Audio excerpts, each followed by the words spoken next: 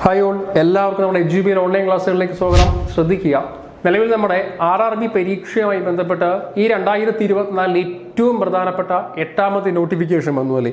നോക്കാം. Category number 08/2024, category number 08/2024 അടിസ്ഥാനമാക്കി നിലവിൽ പുറത്തു വന്നിരിക്കുന്ന ഏറ്റവും പ്രധാനപ്പെട്ട ഒരു വിജ്ഞാപനമാണ് RRB ഗ്രൂപ്പ് ഡി നോട്ടിഫിക്കേഷൻ.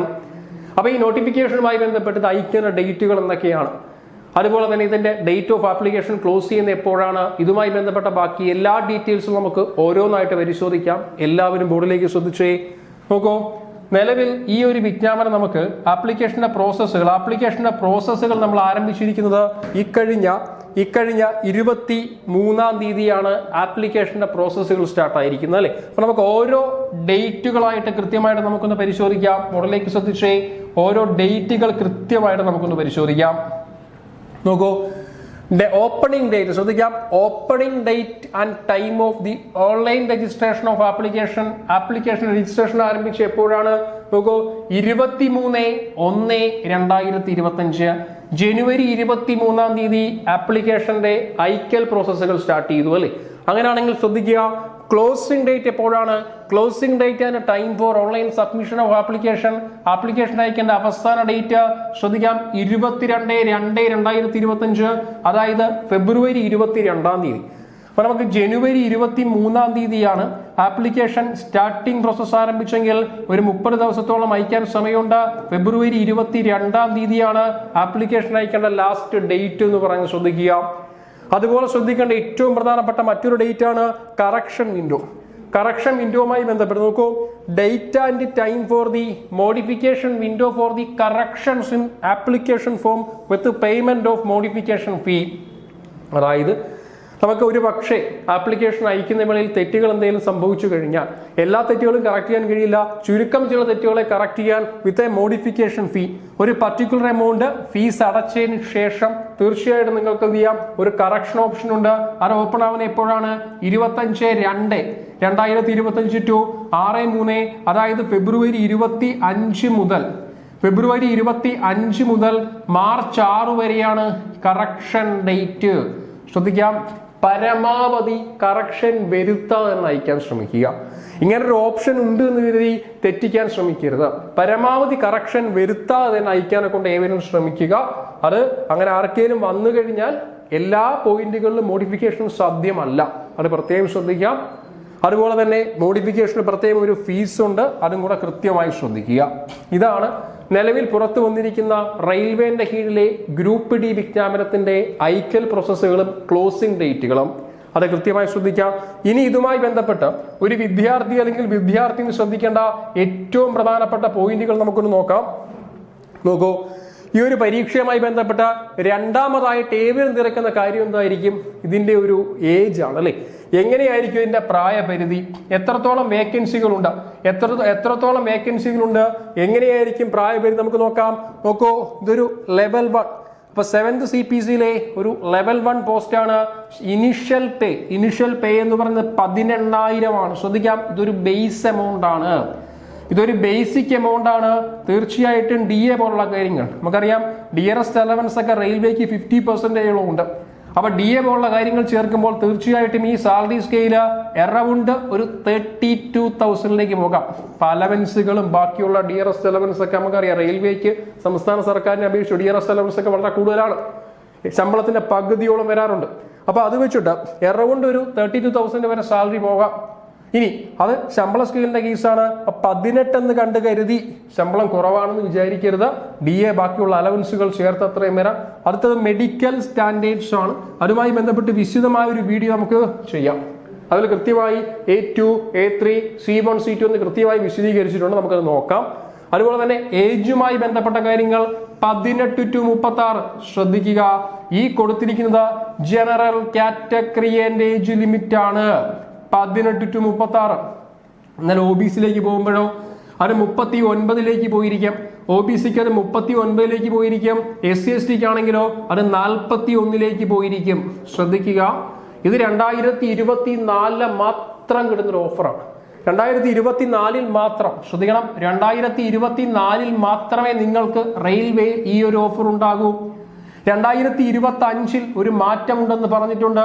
മാറ്റമല്ല, പതിവ് രീതി അങ്ങനെ തന്നെയാണല്ലേ. 2025 വരുമ്പോൾ ഈ ജനറൽ കാറ്റഗറിയുടെ കേസ് റെയിൽവേ അത് 3 കുറയും, 18 to 33 ചുരുങ്ങിയിരിക്കും.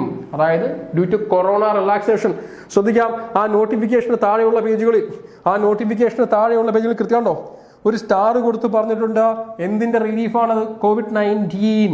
Due to the COVID-19 pandemic ഒരു റിലാക്സേഷൻ കൊടുത്തിരിക്കുകയാണ് 3 വയസ്സ്.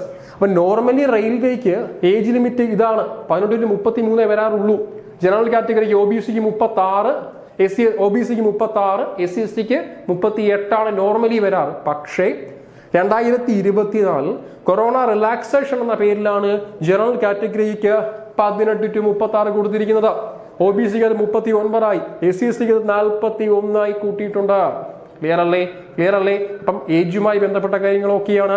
അടുത്ത ആലോചിക്കാം, ടോട്ടൽ വേക്കൻസി അല്ലെങ്കിൽ ഒഴിവുകൾ 32,438. ക്ലിയർ, 32,438 ഒഴിവുകളാണ് നിലവിൽ വിളിച്ചിരിക്കുന്നത്. തീർച്ചയായിട്ടും അത് കൂടിയിരിക്കും. അപ്പൊ നിലവിൽ നോട്ടിഫിക്കേഷനിൽ പറഞ്ഞിരിക്കുന്നത് 32,438 ഒഴിവുകളാണ്. അപ്പൊ ഒരു വിദ്യാർത്ഥി അല്ലെങ്കിൽ വിദ്യാർത്ഥിനെ സംബന്ധിച്ച് RRB ഗ്രൂപ്പ് ഡി നോട്ടിഫിക്കേഷൻ ഏറ്റവും ബേസിക് ആയ ഇൻഫർമേഷൻസ് കിട്ടിക്കൊണ്ടിരിക്കുകയാണ്. ഒന്നാമത്തെ കാര്യം എന്താണ്? ഇതുമായി ബന്ധപ്പെട്ട ഡേറ്റ്, എന്നാണ് ആപ്ലിക്കേഷൻ ആരംഭിക്കൽ, എന്നാണ് ക്ലോസ് ചെയ്യൽ, മോഡിഫിക്കേഷൻ വിൻഡോ എപ്പോൾ ഓപ്പൺ ചെയ്യും, അതും പറഞ്ഞു കഴിഞ്ഞു. അതുപോലെ തന്നെ ഇതിന്റെ ഒരു ശമ്പള സ്കെയില്, അറൗണ്ട് ശമ്പളം, ഏകദേശ ശമ്പള സ്കെയില്, അതുപോലെ ഏജ് ലിമിറ്റ് പോലുള്ള കാര്യങ്ങൾ, അതുപോലെ ടോട്ടൽ വേക്കൻസിയും കൃത്യമായി പറഞ്ഞിട്ടുണ്ട്. ഇനി ശ്രദ്ധിക്കേണ്ട ഏറ്റവും പ്രധാനപ്പെട്ട പോയിന്റ് ഇതുമായി ബന്ധപ്പെട്ട സിലബസ് ആണ്. ശ്രദ്ധിക്കാം, സിലബസ് എന്ന് പറയുമ്പോൾ ഒറ്റ പരീക്ഷയാണ്. അതാണ് ഏറ്റവും പ്രധാനപ്പെട്ട ഒരു ഹൈലൈറ്റ്. ഒറ്റ പരീക്ഷയാണ്. ഞാൻ ആ റിക്രൂട്ട്മെന്റ് പ്രോസസ് ഒന്ന് വിശദീകരിക്കാം. ഏവരും ബോർഡിലേക്ക് നോക്കിയേ. ഈ പരീക്ഷയുമായി ബന്ധപ്പെട്ട എല്ലാവരും തിരക്കുന്ന മറ്റൊരു കാര്യം, ഏജ് പോലെ തന്നെ ഏവരും തിരക്കുന്ന മറ്റൊരു കാര്യം എന്താണ്? ഇതിന്റെ എക്സാമിന്റെ പ്രോസസ്സുകളാണ് അല്ലേ. നോക്കൂ, ഈ പരീക്ഷയുമായി ബന്ധപ്പെട്ട റിക്രൂട്ട്മെന്റ് പ്രോസസ് നമുക്കൊന്ന് പരിശോധിക്കാം. നോക്കൂ, എങ്ങനെയാണ് ഇതിന്റെ പരീക്ഷയുടെ പ്രോസസ്സുകൾ എന്ന് പറയുന്നത്. റിക്രൂട്ട്മെന്റ് പ്രോസസ് എന്ന് പറയുന്നത് ശ്രദ്ധിക്കുക. ആദ്യം നമുക്കൊരു CBT ഉണ്ടല്ലേ, ഒരു കമ്പ്യൂട്ടർ ബേസ്ഡ് ടെസ്റ്റ് ഉണ്ട്. ഒറ്റ പരീക്ഷയേ ഉള്ളൂ. അത് ഗ്രൂപ്പ് ഡി ആയതുകൊണ്ട് മാത്രമാണ്. ഇതേ സംഭവം ഗ്രൂപ്പ് സിക്ക് വരുമ്പോൾ CBT 1ഉം CBT 2ഉം ഉണ്ട്. ഇത് ഗ്രൂപ്പ് ഡിക്ക് മാത്രമുള്ള ഒരു ഫെസിലിറ്റിയാണ് ഒറ്റ പരീക്ഷ. ആദ്യം ഒരു കമ്പ്യൂട്ടർ ബേസ്ഡ് ടെസ്റ്റ് ഉണ്ട്. സിലബസ് നമുക്ക് വഴിയെ ഷെയർ ചെയ്യാം. രണ്ടാമത് നമുക്കൊരു ഫിസിക്കൽ എഫിഷ്യൻസി ടെസ്റ്റ് ഉണ്ട്. അത് നമുക്ക് വഴിയെ പറയാം, അതിന്റെ പ്രൊസീജിയേഴ്സും കണ്ടീഷൻസും എന്തൊക്കെയാണെന്ന്. മൂന്നാമത് നമുക്കൊരു ഡോക്യുമെന്റ് വെരിഫിക്കേഷൻ ഉണ്ട്. നമ്മുടെ എഡ്യൂക്കേഷനുമായി ബന്ധപ്പെട്ട്, നമ്മുടെ ജാതി അല്ലെങ്കിൽ കാസ്റ്റുമായി ബന്ധപ്പെട്ടുള്ള EWS, അതുപോലെ തന്നെ MCL സർട്ടിഫിക്കറ്റുകളുടെ ഒരു വെരിഫിക്കേഷൻ, പിന്നീട് മെഡിക്കൽ എക്സാമിനേഷൻ. ശ്രദ്ധിക്കാം, 4 സ്റ്റെപ്പ് പരീക്ഷയാണ് റെയിൽവേയുടെ ഗ്രൂപ്പ് ഡിന്റെ പരീക്ഷ എന്ന് പറയുന്നത്. ആദ്യം ഒരു CBT മനസ്സിലാക്കൽ, 2 ഒരു ഫിസിക്കൽ എഫിഷ്യൻസി ടെസ്റ്റ് ഉണ്ട്. അതെന്താണെന്ന് കൃത്യമായി നമുക്കൊരു കണ്ടീഷൻ പറയാം. ഡോക്യുമെന്റ് വെരിഫിക്കേഷൻ ഉണ്ട്, മെഡിക്കൽ എക്സാമിനേഷൻ എന്ന 4 സ്റ്റെപ്പ് പരീക്ഷയാണ്. ക്ലിയർ അല്ലേ? ഇവിടുന്ന് വീണ്ടും നമ്മൾ മുന്നോട്ട് പോകുന്ന സമയത്ത് ഇനി നോക്കേണ്ടത് CBTയുമായി ബന്ധപ്പെട്ട കാര്യങ്ങൾ. എന്താണ് CBT നമുക്ക് പരിശോധിക്കണം. ശേഷം എന്താണ് ഫിസിക്കൽ എഫിഷ്യൻസി ടെസ്റ്റുകൾ നമുക്കൊന്ന് നോക്കാം. ഓക്കെ അല്ലേ? അപ്പം 4 സ്റ്റെപ്പ് പരീക്ഷ എന്ന് കിട്ടി. ഇതുമായി ബന്ധപ്പെട്ട് നമ്മൾ മുന്നോട്ട് പോവുകയാണെങ്കിൽ ഒരു ഫിസിക്കൽ എഫിഷ്യൻസി ടെസ്റ്റുമായി ബന്ധപ്പെട്ട് നമുക്ക് പരിശോധിക്കാം. ഒരു വിശദീകരിച്ച സിലബസ് CBT 1ഉമായി ബന്ധപ്പെട്ട് ഒരു വിശദീകരിച്ച സിലബസ് അവിടെ കൊടുത്തിട്ടുണ്ട്. നോക്കൂ, ഇതിന്റെ ഒരു സമയം കൊടുത്തിരിക്കുന്നത് 90 മിനിറ്റ് അല്ലെ, 1.5 മണിക്കൂറാണ് പരീക്ഷയ്ക്ക് ഒരു സമയം. ഓൺലൈൻ എക്സാം ആണ്. CBT എന്ന വാക്കിന്റെ അർത്ഥം കമ്പ്യൂട്ടർ ബേസ്ഡ് ടെസ്റ്റ് ആണ് കേട്ടോ. PSCയെ പോലെ ഓഫ്ലൈൻ എക്സാം അല്ല, ഓൺലൈൻ എക്സാം ആണ്. SSCയെ പോലെ കമ്പ്യൂട്ടർ ബേസ്ഡ് ടെസ്റ്റ് ആണ്. ഇവിടെ പ്രത്യേകം നിങ്ങൾ ശ്രദ്ധിക്കാം, സയൻസിന് പ്രാധാന്യം കൂടുതൽ. 25 മാർക്ക് സയൻസ് ആണ്. ജനറൽ സയൻസ് 25 മാർക്കാണ്. മാത്തമാറ്റിക്സും 25 ക്വസ്റ്റ്യൻ 25 മാർക്കാണ്. ഇന്റലിജൻസ് റീസണിങ്ങിന്റെ 30 ക്വസ്റ്റ്യൻ 30 മാർക്കാണ്. അതുപോലെ തന്നെ ജനറൽ അവയർനെസ്സും കറണ്ട് അഫെയറും കൂടെ ചേർത്തിട്ട് 20 മാർക്ക് അല്ലെങ്കിൽ 20 ക്വസ്റ്റ്യൻ. അവിടെ പറഞ്ഞു നമ്പർ ഓഫ് ക്വസ്റ്റ്യൻസ്, ഒരു ക്വസ്റ്റ്യൻ 1 മാർക്കാണെന്ന് കൃത്യമായി കൊടുത്തിട്ടുണ്ട്. Total number of questions 100 mark. 100 question 100 mark. ശ്രദ്ധിക്കുക, ഗ്രൂപ്പ് സിയെ പോലെ അല്ല സിലബസ്. സിലബസിൽ കാര്യമായി വ്യക്തമായി പറഞ്ഞിട്ടുണ്ട്. സയൻസ് 90 മിനിറ്റ് 1.5 മണിക്കൂർ പരീക്ഷ, science 25 question 25 mark, QA 25 question 25 mark, reasoning 25 question 25 mark, general awareness and current affair 20 question 20 mark. ഇനി അതിനൊരു സബ്സെക്ഷനും സിലബസും ഡീറ്റെയിൽ ആയി നമുക്ക് നോക്കാം. നോക്കൂ, നമ്മൾ സ്ക്രോൾ ചെയ്ത് താഴോട്ട് പോകുന്ന സമയത്ത് ഒരു ഡീറ്റെയിൽ സിലബസിനെ കാണാൻ കഴിയും. അതിനുവേണ്ടി മറ്റൊരു പോയിന്റും കൂടെ നോക്കണേ. നെഗറ്റീവ് മാർക്ക് കൊടുത്തിട്ടുണ്ട്.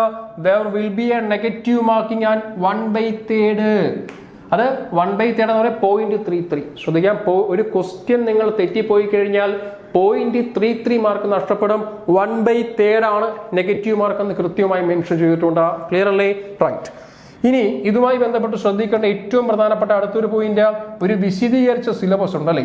ഒരു വിശദീകരിച്ച സിലബസ് നമുക്കൊന്ന് നോക്കണം. മുകളിലേക്ക് നോക്കൂ. ആണ് ഒരു ഡീറ്റെയിൽ സിലബസ്, പരീക്ഷയുടെ ഒരു വിശദീകരിച്ച സിലബസ് നമുക്ക് അവിടെ ഉണ്ട്. നമുക്ക് ആ സിലബസിനെ ഒന്ന് ഹൈലൈറ്റ് ചെയ്ത് നോക്കാം.